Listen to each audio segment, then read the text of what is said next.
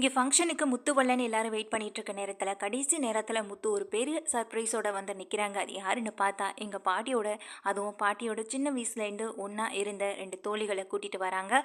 அந்த ரெண்டு பேரையும் பார்த்த மகிழ்ச்சியில் இங்கே வந்து பாட்டி இருந்துட்டு இருக்காங்க. அது வேற யாரும் இல்லை, யாருன்னு பார்த்தா வடிவுக்கரசி, கேஆர் விஜய், அவங்க ரெண்டு பேர் தான் என்ட்ரி கொடுக்குறாங்க அந்த சீரியலில். அதுவும் இங்கே பாட்டியோட ஃப்ரெண்ட்ஸாக வராங்க. இங்கே வந்து முத்து அவங்கள தான் காலையிலேருந்து தேடி அலைகிறாங்க. அது தெரியாமல் எங்கள் வீட்டில் இருக்க விஜயா வந்து ஏதேதோ வார்த்தைகளை கொட்ட இது மீனாவுக்கு பெரிய பதட்டத்தையும் கொடுத்துருது. முக்கியமாக அவங்க அம்மா வந்து சந்திராவும் எங்கள் மீனாவுக்கு என்னதான் தைரியம் சொன்னாலும் முத்து திரும்ப எதுவும் குடிச்சிட்டு வந்துடுவாரோ, ஃபங்க்ஷனில் எதுவும் கரெக்டாக பண்ணிடுவாரோ, ஏற்கனவே கோவத்தில் போயிருக்காரு இந்த நகை விஷயத்தில், இதனால் எதுவும் ஆயிடுமோன்னு நினச்சி ரொம்ப பதட்டப்படுறாங்க. ஏன் முத்துவுக்கும் செல்வத்துக்கும் மாற்றி மாற்றி ஃபோன் பண்ணால் கூட ரெண்டு பேரும் அட்டன் பண்ணலை. அது இதுக்காக தானா இவங்களை தேடி அலைஞ்சு கூட்டிகிட்டு வரதுக்கு தான் இவ்வளோ நேரம் ஆயிடுச்சான்ற மாதிரி இங்கே மீனாவும் புரிஞ்சுக்கிறாங்க. இங்கே முத்துவும் செல்வமும் அங்கே பாட்டியோட ரெண்டு ஃப்ரெண்ட்ஸையும் இங்கே வீட்டுக்கு கூட்டிகிட்டு வந்து வாசலில் நிற்க இதை பார்த்த பாட்டி ஓடி போய் அங்கே கட்டி பிடிச்சிக்கிறாங்க, கண் கலங்குறாங்க. என் வாழ்க்கையில் நான் எதிர்பார்த்த ஒன்று இன்னைக்கு நடந்துருச்சுன்னு நினச்சி ரொம்ப சந்தோஷப்படுறாங்க. அப்போ தான் இங்கே அண்ணாமலைகிட்ட சொல்கிறாங்க, இது யாருன்னு தெரியுது அண்ணாமலை அப்படின்னு கேட்க, தெரியலையம்மா அப்படின்னு சொல்ல, நீ சின்ன வயசில் பார்த்துருப்படா, ஆனால் அதுக்கப்புறம் நீ இவங்களை பார்த்துருக்க மாட்டேன், உங்ககிட்ட நிறைய தடவை நான் இவங்களை பற்றி பேசியிருக்கேன்னு சொல்ல, இப்போ ஞாபகம் வந்துருச்சுமான அண்ணாமலை ரொம்ப சந்தோஷப்படுறாங்க. எப்படி இருக்கீங்க வாங்கன்னு சொல்லி ரெண்டு பேரையும் கூப்பிட்டு உள்ள உபசரிக்கிறாங்க. அண்ணாமலை, விஜயாவுக்கு யாருன்னே தெரியல, இவதான் என்னோட மருமக விஜயா, இது என்னுடைய 3 பேர பசங்க, அவங்களுடைய மனைவிக தான் இந்த 3 பேத்திகளும் என்னுடைய 3 பேத்திங்கன்னு சொல்கிறாங்க. இதை கேட்டு வந்திருக்க வடிவுக்கரசி, கேஆர் விஜயா ரெண்டு பேருமே ரொம்பவே சந்தோஷப்படுறாங்க. உண்மையிலே நீ ரொம்ப கொடுத்து வச்சவ அப்படின்னு சொல்லிட்டு ரொம்ப ஹாப்பியாக இங்கே பேசிகிட்டு இருக்காங்க. எங்கள் பாட்டி கேட்குறாங்க, எப்படிடா முத்து இவங்களை கண்டுபிடிச்சேன்னு சொல்லி கேட்க, அது பெரிய கதை பாட்டி, அது அப்புறம் பேசிக்கலாம், முதல்ல கேக் கட் பண்ணலாமான்னு சொல்லி கேக் கட் பண்ணுறாங்க. கேக்கெல்லாம் கட் பண்ணி எல்லாருக்கும் கொடுத்துட்றாங்க. அதுக்கப்புறமா எங்கள் பாட்டியோட ஃப்ரெண்ட்ஸ் ரெண்டு பேருமே வந்துட்டு ரொம்ப ஜாலியாக எங்கள் பாட்டி கூட பேசிக்கிட்டு இருக்கு. இதை பார்த்து அண்ணாமலை ரொம்ப சந்தோஷப்படுறாங்க. முத்துக்கிட்டையும் கூட கேட்குறாங்க, எப்படிடா அப்படின்னு சொல்லி கேட்க, அதை நான் அப்புறம் சொல்கிறேன்ப்பா அப்படின்னு சொல்லி சமாளிக்க, இங்கே மீனாவோட கையிலையும் கழுத்துலையும் கிடக்கிற அந்த கவரிங் நகையை பார்த்து மீனாவை கூட்டிகிட்டு போய் தனியாக பேசுகிறாங்க. என்ன மீனா இதெல்லாம் அப்படின்னு கேட்க, அதுக்கு மீனாவும் நடந்த விஷயங்களை சொல்ல, சரி இப்போதைக்கு வரைக்கும் போட்டுக்கோ, அதுக்கப்புறம் பார்த்துக்கலாம், இங்கே பாட்டி சந்தோஷமாக இருந்துகிட்ருக்காங்க, இந்த நேரத்தில் பிரச்சனையை வளர்க்க வேண்டாம்னு நினைக்கிறேன்னு சொல்ல, நாளைக்கு பார்த்துக்கலாம், எதுவாக இருந்தாலும் கொஞ்சம் அமைதியாக இருங்கன்னு இங்கே மீனாவும் சமாதானப்படுத்துகிறாங்க. ஏற்கனவே இங்கே வீட்டுக்கு வந்த ஸ்ருதியோட அம்மாவுக்கு இது எதுவுமே தங்க நகை இல்லை, கவரிங்கிற விஷயம் தெரிஞ்சு போயிடுச்சு. இருந்தாலும் அந்த பேச்சை வளர்க்க விடாமல் எங்கள் விஜயா வந்து பாதியிலேயே எங்கள் ஸ்ருதியோட அம்மாவை அங்கிருந்து கூட்டிகிட்டு போகிறதையும் இங்கே வந்து மீனா கவனிச்சுட்டே இருந்திருக்காங்க. இப்போ மீனாவுக்கும் புதுசாக இங்கே விஜயா மேலே சந்தேகமும் வர ஆரம்பிச்சிருக்கு. ஆனால் அதை பற்றி முத்துக்கிட்ட ஒரு வார்த்தை கூட மூச்சு விடலை. இந்த ஃபங்க்ஷன் நல்லபடியாக முடியட்டுன்றதுக்காக எல்லாருமே வெயிட் பண்ணிட்டு இருக்காங்க. அதே போல் ஃபங்க்ஷனும் சிறப்பாக முடியுது. எல்லோரும் சேர்ந்து ஒன்றா குரூப் ஃபோட்டோவும் எடுத்துக்கிறாங்க. எங்கள் பாட்டியும் அவங்க ஃப்ரெண்ட்ஸ் கூட சேர்ந்து நிறைய ஃபோட்டோஸ் எடுக்க, இது எல்லாத்தையுமே பாட்டிக்கு வந்து நம்ம கொடுத்து அனுப்பி விடணும், ஒன்று ஃப்ரேம் போட்டு கொடுத்து விடணும். அதான் ஸ்ருதி வேறு மொபைல் ஃபோனில் வாங்கி கொடுக்குறேன்னு சொன்னிச்சுல, அந்த ஃபோனில் கூட நம்ம பாட்டிக்கு இந்த ஃபோட்டோவெல்லாம் கொடுத்து ஏற்றி அனுப்பி விடணும் அப்படின்னு சொல்லிட்டு இருக்காங்க. ஆமாங்க பாட்டி, இதை பார்த்தா ரொம்ப சந்தோஷப்படுவாங்க அப்படின்னு இங்கே மீனாவும் சொல்லிட்டு இருக்க, சரி மீனா, இந்த ஃபோட்டோஸ் எல்லாம் கொடுத்துட்டு நான் வரேன் அப்படின்னு சொல்லிட்டு கிளம்புறாங்க. அந்த நேரத்தில் இங்கே ரூம்குள்ளே போகிற ரவியும் ஸ்ருதியும் ஒன்றா பேசிகிட்டு இருக்காங்க.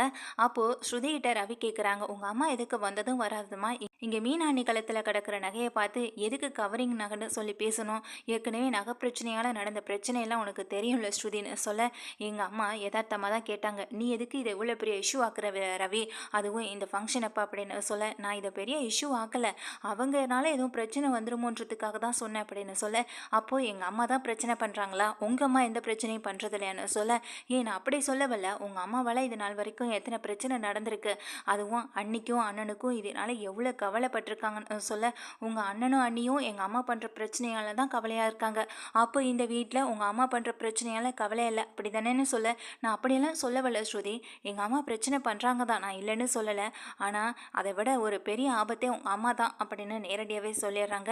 என்ன சொன்னேன்னு சொல்லி இங்கே ஸ்ருதி ரொம்பவே ரவி மேலே கோவப்பட, ரவி சொல்கிறாங்க, இல்லை நான் ஒரு நிமிஷம் சொல்ல வரதை கேளு, கோவப்படாதுன்னு சொல்லிடுறாங்க. இப்போ தான் வந்து ஸ்ருதி சொல்கிறாங்க, ரொம்ப கோவமாக வெளியில் வராங்க.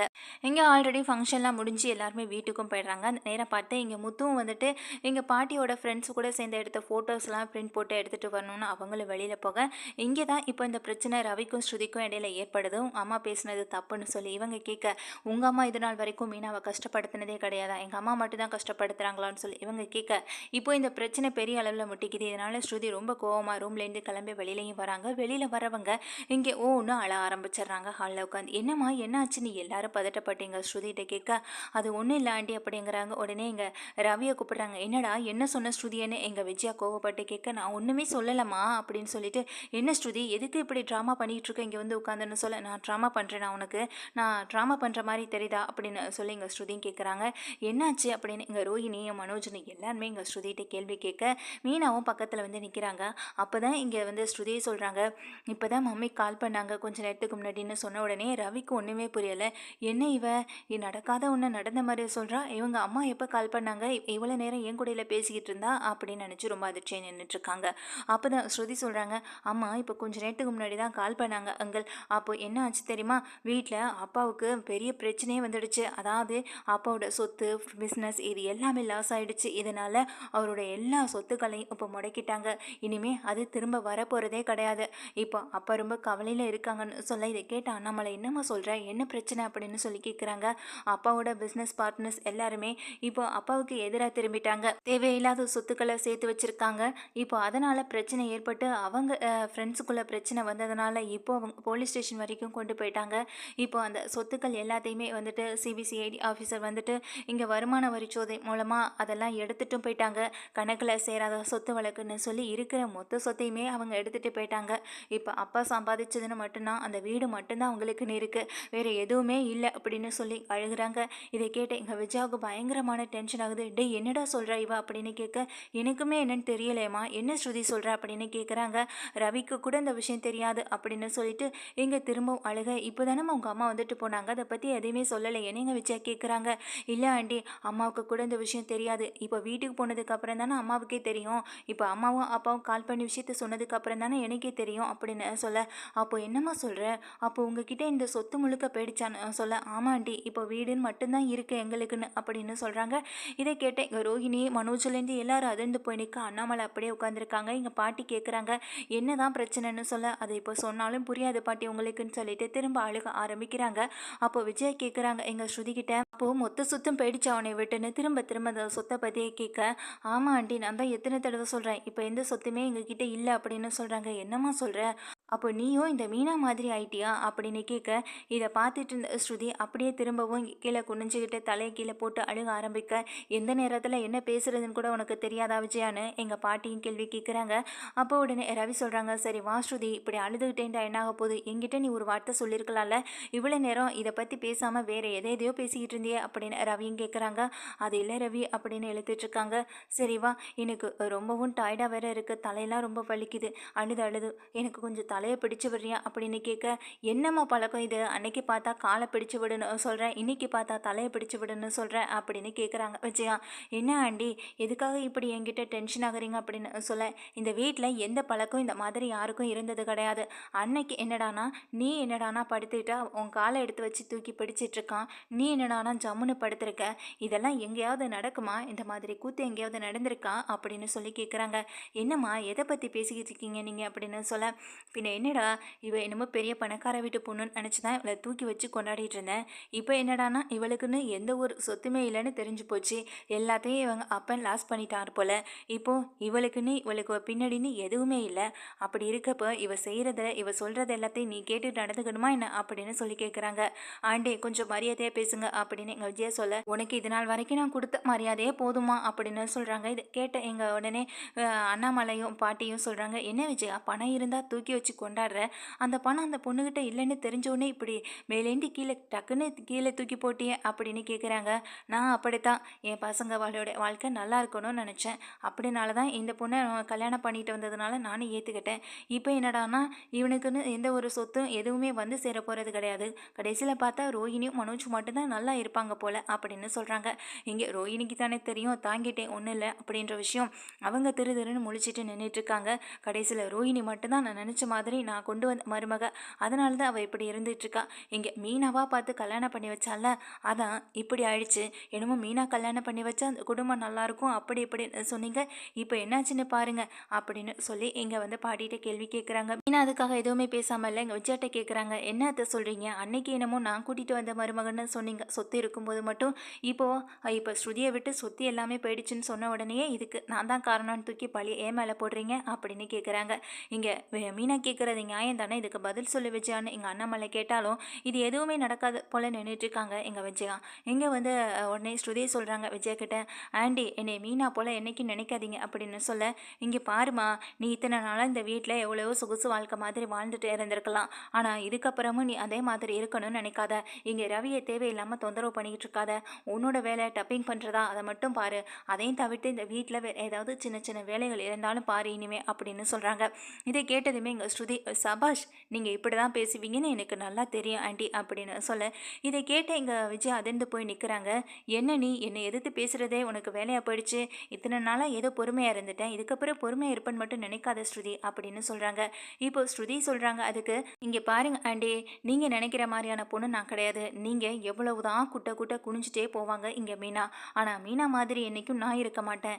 நீங்கள் என்கிட்ட, அதாவது மீனா கிட்ட வச்சுக்கிற மாதிரி என்கிட்ட நீங்கள் என்னைக்காவது வாழை ஆட்டினீங்கன்னா அந்த வாழை ஒட்ட நறுக்கிட்டு நான் போயிட்டே இருப்பேன். எவ்வளோ நேரம் ஆக போது உங்கள் வாயில் பிளாஸ்டரியை போட்டு ஓட்டுறதுக்கு அப்படின்னு சொல்ல, என்ன என்னை எதிர்த்து பேசுகிட்டே இருக்க, என்னடா ரவி உன் பொண்டாட்டியை பேச விட்டு நீ வேடிக்கை பார்த்துக்கிட்டு இருக்கன்னு சொல்ல, இங்கே பாருங்கள், பேசுகிறது நான், தேவையில்லாமல் எதுக்கு அவர்கிட்ட பேசி வச்சுருக்கீங்க. இவ்வளோ நேரமாக இப்போ ஃபங்க்ஷன் நல்லபடியாக முடியணும்னு தான் நான் அமைதியாக இருந்தேன். இதுக்கப்புறம் நான் இதுக்கு அமைதியாக இருக்கணும். இப்போது என்கிட்ட சொத்து இல்லைன்றதுக்காக என்கிட்ட ஒன்றுமே இல்லைன்னு ஆயிடுமா என்ன அப்படின்னு கேட்குறாங்க. ஆமாம், சொத்து இருந்தால் தானே உங்ககிட்ட எல்லாமே இருக்கும். இப்போ எல்லாமே கைவிட்டு போனதுக்கப்புறம் நான் எதுக்கு உனக்கு பணிஞ்சு போகணும் அப்படின்னு விஜயா கேட்குறாங்க. எங்கள் விஜயாவோட கேவலமான இந்த ஒரு கேரக்டரை பார்த்து மொத்த குடும்பமும் காரி துப்பாத குறையா இங்கே பார்க்குறாங்க. ஆனால் விஜயா அதெல்லாம் ஒரு பெரிய விஷயமாவே எடுத்துக்கல. தனக்கு பணம் தான் முக்கியம், பணம் இருக்கிறவங்கள தான் மதிப்பென்ற மாதிரி அவங்க பேசிக்கிட்டு இருக்க. இங்கே ஒன்று ஸ்ருதி சொல்கிறாங்க விஜயா கிட்ட, இங்கே பாருங்க ஆண்டி, மீனாவை வந்து இது நாள் வரைக்கும் ஒரு பொண்ணாக கூட நீங்கள் மதித்து நடத்துனது கிடையாது. இந்த வீட்டில் வேலை பார்க்குற ஒரு பொண்ணாக தான் நீங்கள் பார்த்துட்டு இருக்கீங்க. உங்கள் மருமகளாகவும் நினச்சது கிடையாது. அதே போல் இந்த வீட்டில் என்னை அடக்கி வைக்கணும்னு நினச்சிங்கன்னா உங்கள் மேலே போலீஸ் கம்ப்ளைண்ட் கொடுக்குறதுக்கு எனக்கு எவ்வளோ நேரம் ஆகும். இந்த வேலையை எப்பயோ மீனா பார்த்துருக்க வேண்டியது. மீனா இவ்வளோ காலமாக அமைதியாக இருக்கிறதே மிகப்பெரிய தப்பு. அவங்க கிட்ட சொன்னாலும் பாவம் பார்த்து இறக்கம் பார்த்து விட்டுருவாங்க. ஆனால் நான் அப்படி கிடையாது ஆண்டி. நீங்கள் என்கிட்ட உங்கள் வாழை ஆட்டினீங்கன்னா வாழை ஒட்ட நறுக்கிடுவேன் சொன்னல, அது எப்படி தெரியுமா? போலீஸ் ஸ்டேஷனில் போய் கம்ப்ளைண்ட் கொடு. என்னோட ஆண்டி என்கிட்ட வந்துட்டு வரதட்சணை கேட்டு டார்ச்சர் பண்ணுறாங்க, என்கிட்ட சொத்து இல்லைன்னு சொல்லிட்டு என்னைய வந்து அடிமைப்படுத்துகிறாங்க அப்படின்னு சொல்லி ஒரு கம்ப்ளைண்ட் கொடுத்தனா போதும். அதுக்கப்புறம் நீங்கள் இருக்க வேண்டிய இடம் இந்த வீடு இல்லை ஆண்டி, இருக்க வேண்டிய இடமே வேறு அப்படின்னு சொல்கிறாங்க. இதை கேட்ட வச்சு அதிர்ச்சியில் நின்றுட்டுருக்க.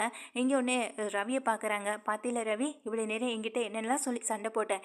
எங்கள் அம்மா எப்படிப்பட்டவங்கன்னு எனக்கு நல்லா தெரியும்னு சொன்னல, இப்போ பார்த்தல என்கிட்ட சொத்து இல்லை பணம் இல்லைன்னு தெரிஞ்சதும் எப்படி பேசுகிறாங்கன்னு பார்த்தல அப்படின்னு கேட்குறாங்க. அப்போ தான் இங்கே ரவிக்கே தெரியுது, இங்கே ஸ்ருதி போடுறது எல்லாமே நாடகம் அப்படின்ற விஷயம். இப்போ தான் வந்துட்டு உண்மையை சொல்கிறாங்க. இல்லை அங்கிள், கொஞ்சம் நேரத்துக்கு முன்னாடி எனக்கும் ரவிக்கும் ஒரு சின்ன வாக்குவாதம் வந்துச்சு.